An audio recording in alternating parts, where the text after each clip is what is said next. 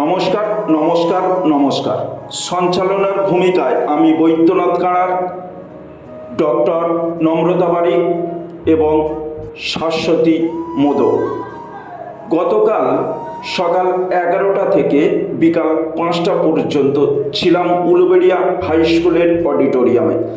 বিশ্বকবি রবীন্দ্রনাথ ঠাকুর এবং বিদ্রোহী কবি কাজী নজরুল ইসলামের জন্মজয়ন্তী উৎসব উপলক্ষে এক সাংস্কৃতিক অনুষ্ঠানে বিশেষ কিছু এখানে অতিথি ছিলেন। তাদের মধ্যে অন্যতম উদিত কুমার সাউ, গীতিকার দীপেন্দু বিকাশ মান্না, অবসরপ্রাপ্ত শিক্ষক ছিলেন নৃত্যের শিক্ষিকা সোনালী বারিক, সাংবাদিক মধুসূদন বাগ, ডক্টর হিরণময় পাঁজা, পঞ্চানন মণ্ডল, হস্তশিল্পী এবং কবি সাংবাদিক মনোজ চক্রবর্তী ছিলেন ছন্দম অনলাইন গ্রুপের প্রধান কর্ণধার সঞ্জয় বসু এবং সুশ্রী তনুশ্রী চক্রবর্তী, ছন্দম গ্রুপের কো ফাউন্ডার।